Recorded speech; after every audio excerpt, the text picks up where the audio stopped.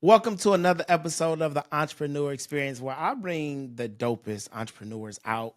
And today is nothing different, but first I need you to subscribe to this channel because we're growing and I want you to grow with us. And only haters watch YouTube videos and not subscribe. And you're not a hater, so you're gonna subscribe to this. I got a very special guest, someone that y'all know I'm a content guy. And when I find someone who posts content that I love, I'm just a fan. So I'm gonna let him introduce himself. Go ahead and introduce yourself to the people. What's going on, Michael Swanson at M Swanson Real Estate on Instagram. Local realtor here in the Bay Area that make fire real estate content. Good. Okay. We're just gonna dive into it, man.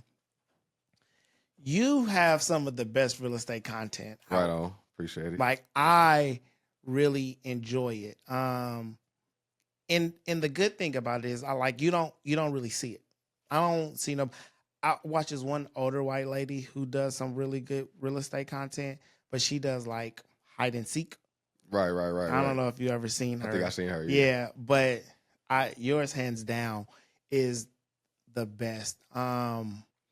What made you start posting like that? So I've been in real estate about almost 4 years now. Okay. And when I first got in, I joined a team that's based in Oakland called Team Fast. Shout out Team Fast. But I joined Team Fast, and their biggest thing was like social media, content, technology. Like that was how they understood that's the wave of what's going on. So if you're a realtor, you need to be on social media. Before real estate, I would be on social media, but not too much. Right. Yeah. And so early on, I was posting the generic content that everybody else was posting. And then I started doing these home tours. And the home tours, the same thing. I would kind of just walk to the house and I would talk about the house. It wasn't really too much substance to it, nothing like that. And so I was just one day I was just sitting back and I'm like, how can I bring my personality out in my content? Like really me, And I was going through TikTok and I was scrolling through TikTok and I typed in funny home tours just to kind of get an idea of what other people were doing. And I found this dude he's somewhere in Texas, Mexican dude. I think his name was Close with Carlos. And he's a young cat. He's like 22, 23. Yeah. And his content was, he was going through the house and he was doing home tours and he was being himself. He was he was crazy with it though, right? Yeah. And I'm like, if he can get away with it, I can kind of bring my content, myself out. Sure. And so I brought it up to my boy. He was like, go ahead and do it. My other homeboy, who's a realtor, he really good with the camera. So I'm like, bro, let's go find a house and let's shoot something. And I did. First one I did was the one in Vallejo. Okay. And I was kind of just getting these ideas. I'm like, and everything I do is kind of on the fly. Like it ain't, And so, like I said, I just wanted to bring my authentic personality out, go to the house, just kind of talk about the house, how I see it, and how I would just talk to my homeboys. Yeah. If I was just walking through the house with one of my partners, basically, that was my premise. And so I posted that first video, and it blew up. Yeah, it blew up. That first video was at 300,000 views right now, and I'm like, shit, I got to keep doing it now, And so, I posted that first video in December, and I had 2,500 followers when I started. Dang. And it's March now, and I'm at, I think 12.8 thousand. Yeah, I got 10,000 followers in that first 60 days. Yeah, that's just dope. Blew up, bro. So. That's. You tell you why I really like that. I wore this shirt for this episode specifically because sometimes we get a lot of pushback for what we do, right? Because it's people are stuck in their old ways. Facts. And people don't understand the change and what's happening, right? And I can definitely see. I don't know nobody that ever said anything, but I can only imagine the pushback you would get if some people say older real estate agents and stuff like that. How do you deal with that? I will say that most of the feedback has been 100% positive. Okay. Most of it has been positive. Most of it has been dude, your content is so refreshing. We tired of seeing the same old real estate content. And then me being a millennial, from Oakland, from the Bay Area, it's kind of people are glad to hear somebody talking how they talk. For sure. For sure. But the couple people that I've had say something, it's kind of like I don't let it bother me because I Yeah. know that like coming into this, I knew kind of like even just in my space period, just in entrepreneurship period, just in being in being a business owner, you're not for everybody. Everybody not gonna mess with your product. Yeah. Everybody not gonna mess with your content. So I Yeah. know I understand that. And so when I do get somebody maybe in the comments say something funny, or I have people hop in my DMs and say something disrespectful, I kind of make a joke back and just let it Let it go. roll off my shoulders because Yeah. I expect that Yeah. from some. Actually, I expected more than what I've gotten. I Mm. expected a little bit more pushback, but for the most part, it's been positive, man. It's Okay. been positive. I think, I got into real estate. I got into real estate for a few reasons, but I think the biggest reason was I wanted our people to start owning property. Okay. I read a stat a few years ago, and it was like the home ownership in Black community from the 1970s has plummeted. Mm-hmm. And a lot of people don't know how. They don't even know they can buy a house. They don't know how to buy a house. They don't know the process of it. And so for me, I want to reach those people. You know what I'm saying? And like I'm saying, when they see me on the camera and they see a cat that's in his 30s from Oakland and they see me talking the way I talk, Yeah. I've had way more people. The response that I've got, my business has flourished. I've got a lot more clients have reached out to me, and I got a lot more people just reaching out to me, asking me, okay, what do I need to do to buy a house? And I love that. For sure. I love that. For sure. Let me ask you this, because my mind is always working. So, two questions. First question, content really good, good views. Does it convert for you? Is it converting for you? It's converting like it is. Yeah. So that first that first 30 days, 60 days, there was a lot of people in my inbox asking me questions. I met up with a lender, this young lender from Sacramento, young brother as well, and he resonated with the content. We started working. We did a seminar, an online seminar a couple weeks ago, and I've been busy. I've been crazy busy. Okay. So yes, it's converting, man. And that's what I tell people too. Like, it ain't just the follower, because honestly, I don't want to be. I don't want to be on Instagram just to have 12,000 followers. I want to convert it into some business. I want some money. You know what I'm saying? For sure. And so I'm like, if it ain't converting into business, then it's still all for naught. So yeah, man, it's been converting.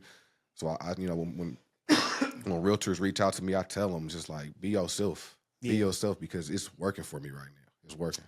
The other question is, like, have you ever thought about like charging it for a service? So let's say, and I mean it like this: I'm a real estate agent, and I got a house, and my house ain't really selling, but let me call you to come do a tour of my house to get more visibility to my house to help bring in clients. No, that's not a bad idea. Have you ever thought about that? Like, listen, hire me and I can help your house, your property get more exposure. Right. The idea kind of recently popped in my head because I had a realtor reach out to me. She's in Sacramento, but she had a listing here in Fairfield, and she was like, "Hey, if you can go by, the house, you want to hold an open house there? I end up holding an open house for you." She's like, "Yeah, even if you want to shoot some content, so I'm gonna go by the house soon, and do some kind of content for her." But then I did think about, like, I might be able to kind of monetize this, because even most of the houses I go to aren't my listings. For sure. Like, if I have a listing, I put it up there. But most of the houses I go to are just, I look online, I find a house that I like, that I feel like I can say some funny stuff, some cool stuff about. Yeah. And then I hit the listing agent like, "Hey, I'm a realtor, but I'm also, do content. Hey, can I go by your house and do a video?" Most 9 times out of 10, they, sure. For sure. And so really at this point, like you saying, I'm kind of bringing eyes to your property. To your property. So we kind of helping each other. So that might be something I can kind of look into. I think, because real estate marketing, like you said before, is very general. You see a lot of the same stuff. And I think, like, my mind is always go to bigger, especially when it's something great. And so to me, it's more so like, not only can you do real estate, but now shit, you opening a marketing firm, right? You got a Facts. marketing agency that's specialized in real estate. And Right. so when people are having listings and having houses, they need to call your real estate marketing agency to hire you to come shoot content for their property Right. so they can get more exposure. Like I look at that and think like that's the bigger play, That is a line. as well as you got your own listings and Right. stuff like that, right? Right. So now you kind of like two birds, one stone. You Right. still selling your property, still making your money, and you got a marketing agency and they paying you. See? Like to me, like when I seen that, that's where my mind Right. went to, right? Right. And so my mind is always working like that. Yeah. And I was like, I wonder if he ever thought about that.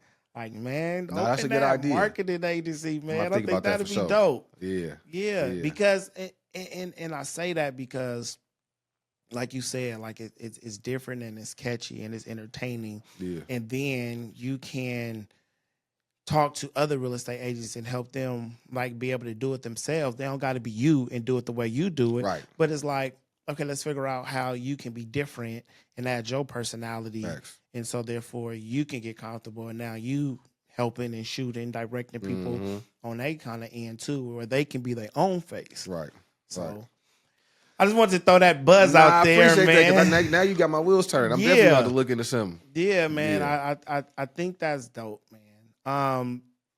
So when it comes to that, right? And I just want to kind of think of that because as entrepreneurs, sometimes we're scared to push the envelope. Facts. We are, and I've had this conversation because I say nigga and all that, and some people aren't comfortable with that word. Right. But then you get a lot of people that's like, you get a lot of people that feel relatable to it. Like, man, nigga is trying every day. Facts. Right. And so that edginess is very relatable. So I just want to commend you. Appreciate it. I want to appreciate commend it. you on that. But what were you doing before real estate? So, I mean, honestly, job hopping, hustling. I'm from Oakland, and so growing up, I just always wanted to get some money. Yeah. And my influences at the time was doing stuff that in the streets and all that. Fact. And so for a lot of my young adult years, I was just trying to figure it out. Yeah. Just trying to figure it out. And so I was, working odd jobs directly right before I got into real estate. I was in insurance. Honestly, my boy had bought his grandfather's Allstate office and needed somebody to kind of come in and help him work for it. He was like, man, I'll pay for you to your insurance license and all that. And so I was in the insurance field for a couple of years. This was right before COVID and then right after COVID. And I did that. I just didn't like insurance. It just wasn't for me. For sure. And real estate, I'd already been studying real estate. I had a homeboy that I went to high school with, and he had his real estate license.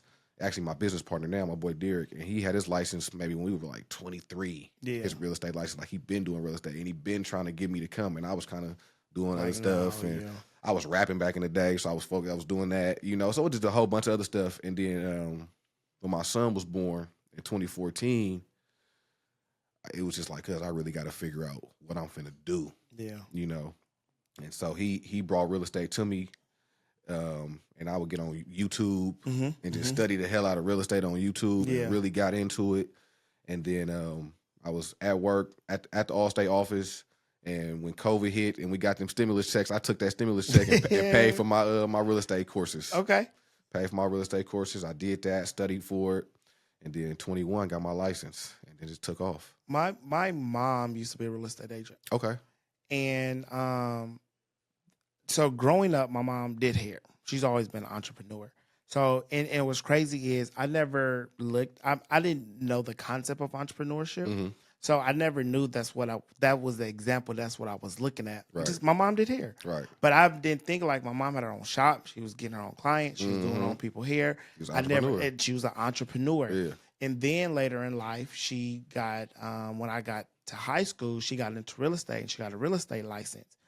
And and even though you working for a company, you still essentially like an entrepreneur, No, you right? definitely, yeah. You are got this property, you out hustling, you Yeah. getting people in, Yeah. like this is like you're doing it on your own, Right. right? And so then you're still an entrepreneur. So I grew up with those examples around, but when I was younger, I didn't understand. Right.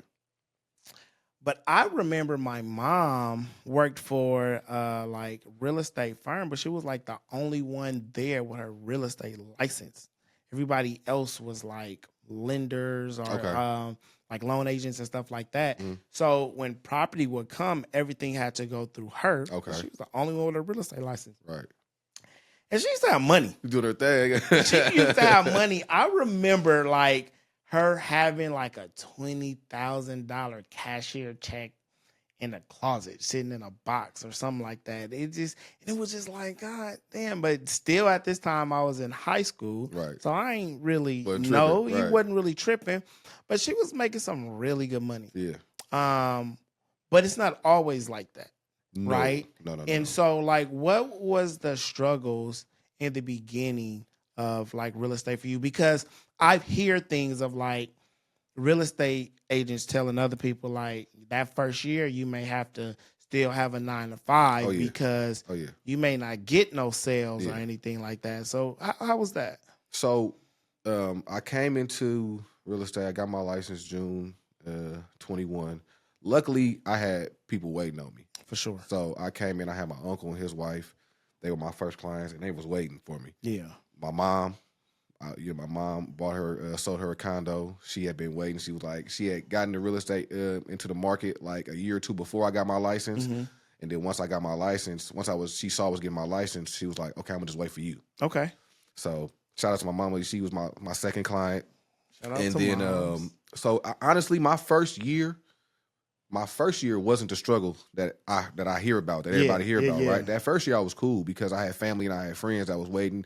I was on Facebook a lot with it, so I had my homeboy from like high school. He seen I was in real estate. Him and his wife was trying to buy a house, and so that first year was cool. I think I did like 9 deals, which in your first year, unheard of, right? And it's still for me, like being an overachiever I am. I'm like, I gotta get more, more. And I would talk to other realtors, and they're like, dude, you tripping? You going crazy for your first year, right? That second year is when I hit my struggle. Sophomore year. And so what happened was 21 was cool. Like I said, I had half of 21, and then 22 was cool. I closed the deal in January of 23, and then my father passed away unexpectedly in February of 23. And me and my dad were real close. I was his only child. I got a sister by my mom, but I was my dad's only child. We were really close. And so that just tore me down. For sure. And so 23, I kind of just didn't focus. I was in like a space, you know. I didn't do no real estate. I fell back from the team I was on. I wasn't really hopping on no coaching calls. I wasn't doing too much. I was kind of navigate this new space I was in. Yeah. You know. And so jumping into 24, you know, when I kind of was able to bounce back, I said, okay, January 24, let me get back on my shit, you know. Yeah. And so 24 for me, 23 was tough. 24 was tough because I didn't close many deals to the end of the year, but 24 for me was like, okay, now I've been in real estate a couple of years. I kind of know what to do. I got a team behind me that support me. I got a whole bunch of agents that I know now. And so I really just honed in on my marketing. Yeah. I honed in on my social media. I honed in on, you know, all of the back stuff that people don't see, the email marketing, the phone calls. I was knocking on doors with flyers. Like, I just went crazy the first half of last year trying to get myself back out there because one thing I say is everybody know at least 5 realtors. Yeah. You know what I'm saying? So how do you stand out? Yeah. You know, how do you stand out? And so towards the end of the year, my marketing started picking up last year. I started closing deals. I closed a deal a month for like the last 4 months last year. So that's always my goal. I said, if I close a deal a month and I'm doing all right. This year, my goal is a little bigger because I feel like I'm good. So this year, I kind of want to do an average of 2 deals a month. Okay. But just working on my marketing at the end of last year and watching my business grow. And then, like I said, with the content, just with that taking off in December, now it just kind of got me in a whole different space. And so now I'm really feeling good. Is the real estate exam hard? For me, it wasn't. Okay. I feel like I'm a good test taker. Okay. You know, but I've heard stories. I heard people say they went and took it 6, 7 times. I passed my first time. For me, it was kind of just, I knew it was what I wanted to do. And Yeah. so I just focused in on it. The exam was kind of like, I took the course you take and you got to, pass these different classes. And then you go take the state exam. I took it in downtown Oakland. And I took like a little prep course before the exam Yeah. that helped me prep for it. So I don't know. I don't know. My brain worked different. I'm able to kind of like, it was easy for me to remember, okay, this is what I read. This is what I Yeah. read. So when I went in there, the state exam wasn't tough, Okay. but I've heard people say Yeah, it was tough. I've heard people say that it was tough, so I didn't know. Um, I'm bad with paperwork. I hate paperwork. So, So I kind of got in. I used to be a loan officer. Okay. All right. So I worked for Sterling Bank. Okay. I was like doing all these business events and all of that stuff, and a friend hit me like, "I think that you'll be great at this. Like I think you'll be great as a loan officer." And she was like, "Sterling Bank is looking to hire some people, specifically black." Okay. Right. All right. They're doing these new deals, and it was like, damn, I can't remember what type of loan it was. It was a special certain type of loan, like the only like two banks were doing. So Okay. it would be, so let's say we want to buy a duplex. Okay. What they would do is we can buy the duplex in partnership. Right. In buying the duplex in partnership though, but we'll take out, it'll be like two different loans. You'll own apartment A, I'll own apartment B, and we're paying on like two different loans Okay. on that. So if you ever defaulted, then it won't affect It won't me. affect you, right? Or if you wanted to sell, you can sell yours. You can still keep your unit. And I can Okay. still keep my unit Okay. like that. And so they were doing special loans like that. And so they were really like pushing into the black community. So they wanted a black face, right, to help push it. And so hired me. And I was like, okay. But it was hella paperwork. And I couldn't get into it. And then like my manager, I was trying to do some stuff. And I'm like, I don't get it. And she handed me this binder of like 400 pages. She was like, here, like the answer in there. And I was like, that ain't gonna help me. Right? I'm like that. I don't learn like that. I'm like, I'm on this computer. I'm trying to type this, but it's not letting me go to the next step because it said this is missing. Just show me. Yeah. Right? Show me. Don't hand me no binder. And the cool thing was this, I got the job, and then like 2 months later, COVID hit. Okay. Yeah. COVID hit, and it wasn't nothing going on. Right. But I was still getting paid from it. Okay. And so it was like, it was this gray area of like, we can't fire nobody. Right. But like, we ain't got no work. We can't be in the office. We can't show homes. So it was a blessing to me because like during COVID, I was still making money. But then when COVID ended up being over and then I actually going back into the office, I was lost. Oh, yeah, I was lost as shit. And I was just like, all right, I can't do it. This ain't for me. But again, like it was just all paperwork. And I just couldn't get it. Is actual real estate, is it hella paperwork on your end? I'm be honest with you. I'm so glad I wasn't a realtor in like the 80s or 90s because I don't know how they did it. It's so simplified for us now. Sure. Because everything is online. Mm-hmm. And then I delegate. Listen, I'm not trying to do everything by myself. For sure. So I got a TC. It's called her a transaction coordinator. Mm-hmm. And she, I wouldn't be able to do my job without her. Okay. You know, and she all the paperwork, everything I need. If anything's missing, she lets me know. You know, because especially buying and selling in California is one of the biggest disclosure states. So you have to disclose so much. It's so much paperwork that goes into buying and selling a house. Right. Luckily, like I said, it's all on the computer, so it's not physical paperwork. Yeah, for sure. You know, but if it was, I'll be lost. Yeah. Everything's on the computer, and like I said, I got my assistant, I got my transaction coordinator, and she really handles brunt of that work. Like Mhm. really all I got to do is focus on the clients. Yeah. You know, focus on the clients and they wants and they needs.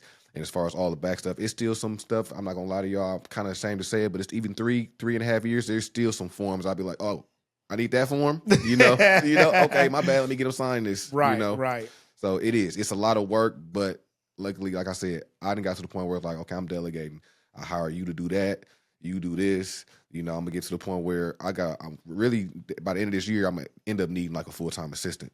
For sure. Because it's just so much. And now that business is picking up the way it is, Yeah. I'm realizing like, I feel bad because sometimes, I'm still working on my follow-up game. I'm still working on my, reaching back out to people. So it'd be a client that I talked to a week ago. And I'm like, oh, shit, I forgot to follow up with such and such, for sure. So it's a lot. Yeah. It's a lot. I'm glad that you said that because especially the delegation part, right? Because number one, that's how we make business sustainable, right? If it's like if I can focus on the marketing and getting people to the house and getting them to buy, then I got people that can do everything else. My time can be focusing on, all right, we can get this next house, we can get the next deal. Facts. So because that is hella time consuming. So now if you got to do all the paperwork, you don't have the time to go show the house or host the open house or get another house or another buyer or seller, right? So I definitely like that. I like that aspect of things, right? Even the content, like right now, I right now I edit my own content, because I had editors before, and I don't know, I'm real particular. For sure. I'm real particular, and they just wasn't doing it the way that I needed them to do it. So I went and I watched like an hour-long video on YouTube. I learned everything from YouTube. I call it YouTube University, right? I learned everything from YouTube. So I watched an hour video on how to edit on CapCut. Yeah. Went and got CapCut Pro, and now I got to the point where I shoot a video, edit the same day, and it's out the next morning. So. Yeah, I'm the same way. Like I do my daily vlog. So at the end of the night, I'm done with it, posting it. So definitely, yeah. And I think that's a lot of times, especially with content, right? We overthink it. Oh yeah. And so because we overthink it, we don't show up. But like you said, but they also sometimes we don't take the time. People don't take the time to watch a YouTube video. They'll just be like, I don't understand it, and just stop. And I don't get that in this day and age at all. I don't even get people asking me like simple questions. Like people ask me, oh, what, something simple. And I'm like, dude, we got Google, we got YouTube, we got all this stuff that's here to educate us. We are in the time of just education and opportunity and information. Like anything you want to know is available online. It is. Now I'll tell you this. Now you gonna like the people asking you the questions because you're gonna direct them to your marketing agency. Right. They get the money. So that's the good thing, right? The good thing as an entrepreneur, people can be lazy and just be overwhelmed and just don't want to deal with it. Right. And then that's when it's hire me. Facts. And I do it for you. You ain't gotta look up YouTube. I got you. I got it for you. I'll do it. So that definitely helps at times with entrepreneurship when people don't want to do their own research, right? But you know what though? I honestly even tell my people though, like, you should still do your own research before you hire me or before you hire somebody to do a job. Because if you don't actually know what content works for you or you don't know what good content is, I can just give you anything. And so know what it is that you're looking for. So when you hire somebody to do the job, you know if it's good enough or not. Facts. So that'd be my advice that I always give to people for that. So that's kind of hard though. You said that you will film your content, and do you have somebody shoot it for you though? Yeah, or my boy come out and shoot it for me. My other realtor partner, he real good with the angles and certain stuff. So I hit him like the week before, like, bro, what day we good next week? I try to get my video. I'm really trying to get a lot more consistent with it right now, because right now I'm putting out like one video a week. Okay. I want to get to the point where I'm putting out 2 or 3 videos a week. Okay. And so I just be having so much going on, but it's So yeah, I have him come out. He shoot it. It probably takes us 20, 30 minutes to shoot. Yeah. We'll go get some lunch. I go about do the rest of my day, and then by the end of the night, I'm on the laptop. I'm on CapCut. I put everything together, and then I try to get it out at least that next morning. I like putting it out early in the morning. About 8 o'clock in the morning, I'll drop the videos. Okay. So that's good. And I don't want people to miss that, because you said something earlier. You was like, you don't really plan it, but you actually do. No, I plan to go out, but I don't plan what I'm gonna say. Yeah, you don't plan what you're gonna say. Yeah. But a lot of people don't, and this is what I stress with content creation. You have to plan it out. No, facts. Right? Facts. If you plan it out, it makes it easier for you to show up. Right. So I have a day, I have someone to shoot, I have a videographer in a sense, right? I pick the day, I have a videographer. I already know what type of content that I'm doing, because you found your lane. Right. So you know what type of content that you're doing, you know how you want it to look, so then it makes it easier for you to edit it and show up. Facts. A lot of people don't even do that. Right. But that level of planning is what really help us stay consistent. And I try to tell people that all the time, man. Plan it out. Like in a sense, like today, I'm shooting 3 episodes today. Okay.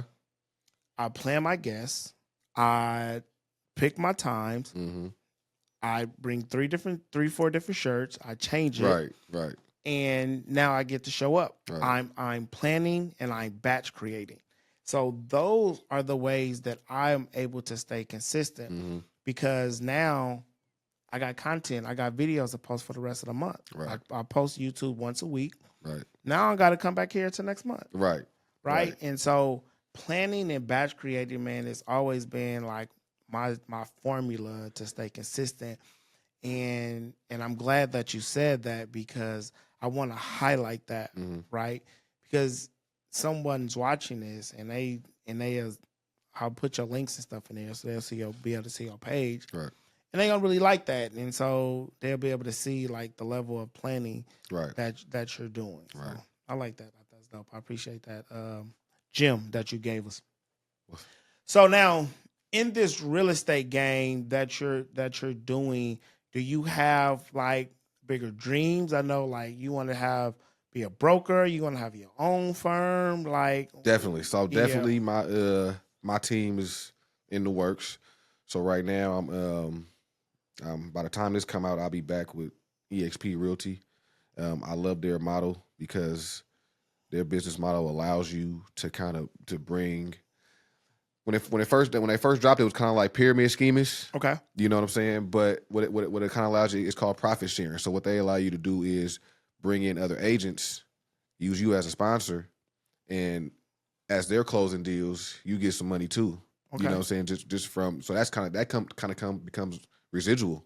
That kind of becomes a residual. If you got 10 agents that you didn't signed up under you, and once they're producing, you get in. It's not much. You get like a couple hundred off each agent, but you got 10, 20 agents that become something, right? Yeah, for sure. And so I definitely plan on starting my team next year. This year is just kind of me.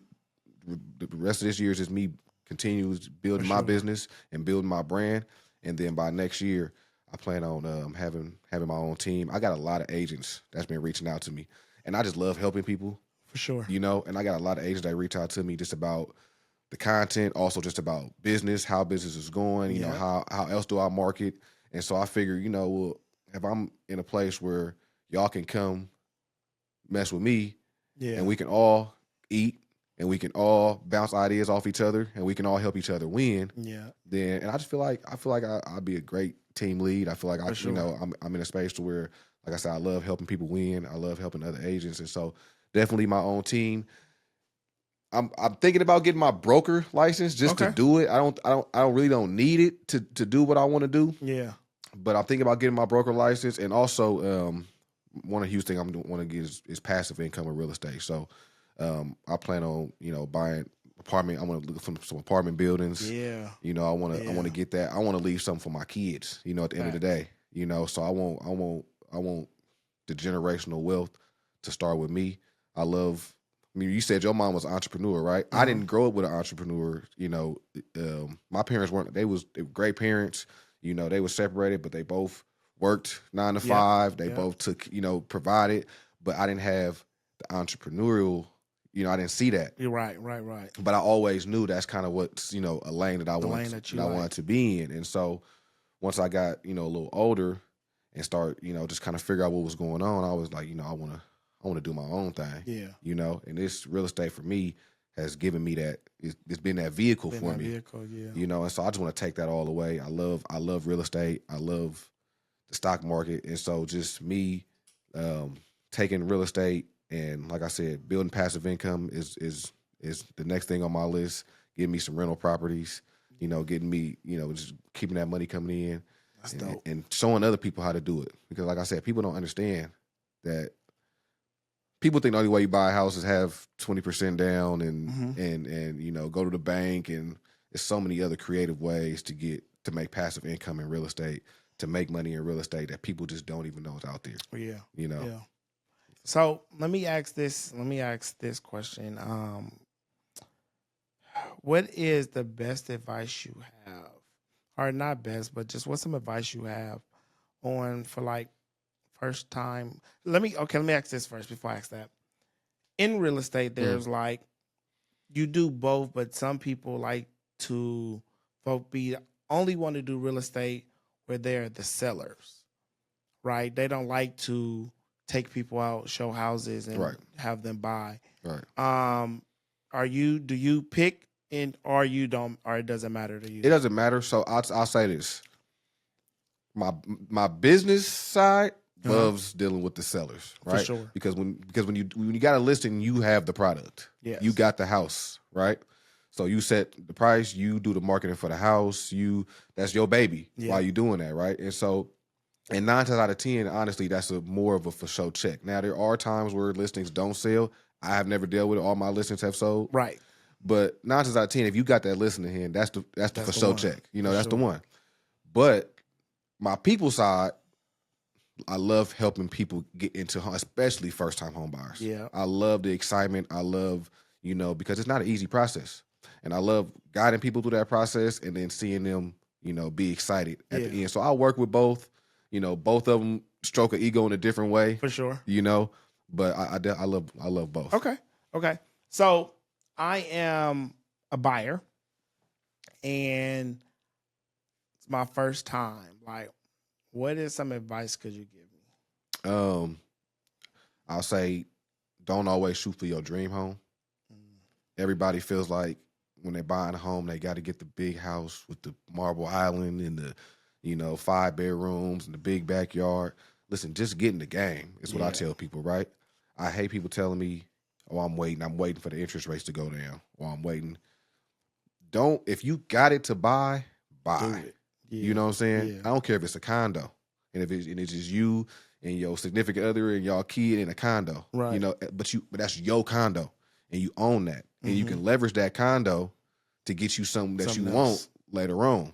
And so that's why I tell people that's the biggest thing for me is getting the game. I'm not a pushy salesman, realtor. I'm not trying to force you to buy. I'm not trying to talk you into buying. Yeah. I want you to be ready, but when you're ready, don't psych yourself out. I tell people all the time, interest rates are a little higher right now, right? Yeah. Cool, but prices are lower. Prices right now are lower than they was last year, right? Okay. And so for me, it's an old saying, date the rate and marry the price, right? Date the rate and marry the price. Because once you buy a house, you bought that house for that price. Right. That price that you bought it for is not going to change, right? Interest rates is going to fluctuate.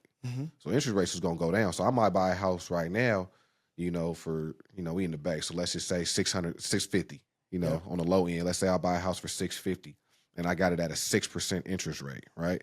That 6% interest rate might not be too attractive, but that might come down next year. Yeah. Right. But in that time, more times than not, if you lived in the house for at least 5 years, you've gained equity. That house is worth more than what you bought it for. Yeah. But if you waiting for the interest rate to go down, you losing equity. Right. You can always refinance and get a lower rate. You can't get that money back that you lost that your house has appreciated in. Yeah. You know what I'm saying? And so I always tell people, man, get in, buy the house. Don't always look for the perfect, the best house. Get you something. Of course, get you something you like. You don't want to just buy anything. Yeah, right. Get you something that you like and you're going to enjoy living in. But use that as a stepping stone to your next To property and your your next next property. one. Yeah. Yep. So your first home don't got to be your dream home. It ain't got to be no. Ain't got to be your dream home. I like that. Marry the price, date the rate. Date the rate. Yep. I like that because you know what's funny. So I'm a homeowner, and I got my house like 5-6 years ago, and got a good price for it too, brother. Yeah, I have a 4-bedroom, 2-bath, and I got it for like $450. Oh yeah. And so like now it's worth like $556. It's in Pittsburgh, right? Right. But when COVID hit, the rates was low. Stupid low. We refinanced. We refinanced during COVID and got that lower rate. So that's that's prime example of what you was just saying. Save you some money on your monthly. Yeah. And you still got the house at the price and you still sitting on that equity. I'm still sitting on the equity. So. What? Let me ask this because I don't really know. Like, so me and my wife, we were talking, and she's like a no debt type of person. I'm like, take debt, invest it. Let's do this. Let's do that. And we can like do this business, invest it, make the money back and all of that. She like I don't want that. Like, I like that. But like, how do you feel about like taking out like loans on the house or like out your equity to invest or do things like that? I love it. I love the idea because for me, that's part of what homeownership is. That's what it's about. Like you got this vehicle to be able to get you some financial relief. Yeah. You know what I'm saying? So I would rather you take that equity and invest it than take it and spend it, for sure. Or take it and do some BS with it or, So I feel like, definitely. I feel like if you got some equity in your home and you got a business idea, or even if it's just to take the equity out, maybe to buy another property that becomes your rental property, or maybe if you got that starter home, you take the equity out the starter home to buy your dream home now because you done stacked for a few more years, and now that starter home can be your rental property. Thanks. Now you starting to build, financial freedom. Yeah. You got some residuals coming in. So I definitely love the idea of pulling out your equity for investment purposes, to make more money. Are you okay? As we wrap it up, let me ask you this question. Are you about, like they say, don't sell grandma's house?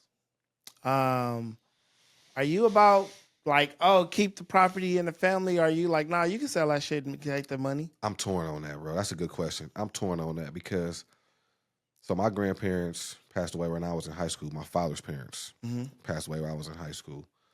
And they had a house in East Oakland on 91st Avenue. My family had been in that house since the 50s. Like, they came from Texas and bought that house and been in that house. And so when my grandparents passed away 6 months apart from each other. And first thing my dad and his siblings did, was sell the house. And it was more because, the old saying, black people, when the grandparents died, the family kind of fall apart. For sure. So the siblings didn't want to deal with each other. My aunties, uncles, and all them didn't want to decide. They was like, we finna just, get rid of this, split the money, and do whatever. And so when of course, I was in high school, so I really didn't understand it then. Yeah. You know what I'm saying? But when I got older, I'm like, why they sell that goddamn house? So I feel like it's a case-by-case thing. I feel like if you can keep grandma and family in the house and y'all can work something out, whoever it is, sometimes my dad had 9 siblings. So it was going to be hard to get 9 people on one accord to figure out what to do with this house. But if you got maybe 1 or 2 siblings and y'all can figure out how to keep grandma and family in the house, I definitely think we should, especially as black folks, because we lose our stuff too much, we do. I grew up on 92nd. It's so funny you said 91st. So I grew up on 92nd. 92nd and Peach, 2242 92nd Avenue. 92nd and Peach, we had the corner house. It was a big blue and white house. Okay. It was my granny house. My mom lived in it. And so we all just lived there. And the house was like upstairs, downstairs. It was like a 2-bedroom, 1-bathroom house. But we had a basement, but we never did nothing with it. But the backyard was big as fuck. Huge. So I remember elementary school, we sold the house. But a couple years ago, I asked my auntie, like, why y'all sell a house? And it was just like, I think at the time they sold the house for like maybe $120. And she probably bought it for like 30 or Mm, 40. So okay. to her at that time was a Make some was a cheese. jump, Yeah. made some money. But I went back by that house and I looked. That backyard was so big. Like when I say it was huge, the people who now owns it built a They put I was duplex. gonna say they put another house on They that. put a duplex in the backyard. Like it's a whole apartment complex back there. And I was looking, and they still, so it's the house. The house still got a backyard, and you still got you got the duplex. Damn. Like that's how big the lot was. And I was like, and I went by looking at it, I was like, damn, I wish you would have kept that house in the family. Like that could have been something, right? I mean, my granny got like at 9, 10 kids. So I don't know what they would have like done with it or nothing, or if it would have passed down to us or anything. But I just think about like the money that was actually missed out later on in life from that property. Because, and then they come in there, you know, we know what Oakland look like now. You know, everybody else then came in and took the houses that we grew up in. Yep. You know, and making money, making residuals, doing whatever. I can only imagine what the house looked like on the inside now. Because like I said, that it was downstairs and it was a basement. And obviously the basement was hella big, but we was growing up, it was just like dirt. There wasn't nothing down there. Right. I'm like, that's probably like a 4-bedroom house now. Upstairs, downstairs, all that kind of stuff. Like, man, I was like, oh, we missed out on an opportunity. But I appreciate you. I appreciate your time, man. And again, I really enjoy your content. I appreciate it. And what I really appreciate is the bravery. Because a lot of people are scared of other people's opinion that they won't jump out on faith or they won't do the things that they want to do. And your content really shows like, nah, I believe in myself. I'm gonna do my thing. Right. And it's working for you. This is an entrepreneur podcast, right? So is there anything you would like to say if somebody you want to content, real estate, anything like that? Piece of advice you can give to the people? Just, I'm gonna be honest with you. Just what worked for me is just be yourself at all times. Like, and love what you do. I think that's the biggest thing for me in real estate is I love real estate. I love everything. I love looking at the houses. I love working with the people. I love talking about it. You know, so love what you do and be yourself. And I promise you, you know, everything will come together. You know, people reach out to me all the time, realtors, and just, you know, say the same thing. You know, you're so brave. I couldn't do content. Hey, you can. You just got to get out your skin and get, you know, kind of get out your what I call it your fear zone. You know, get out that fear zone. You know, that's all it is a little bit of fear. Once you get past that, you'll be all right. So just be yourself, love what you do, and then, you know, everything else come together. It's all good, man. I appreciate your time. Thank you for watching another episode of the Entrepreneur Experience. You should have already subscribed by now. So now I need you to just share it out to a few people that you feel I'll get some value from this episode. We'll see you next time. Peace.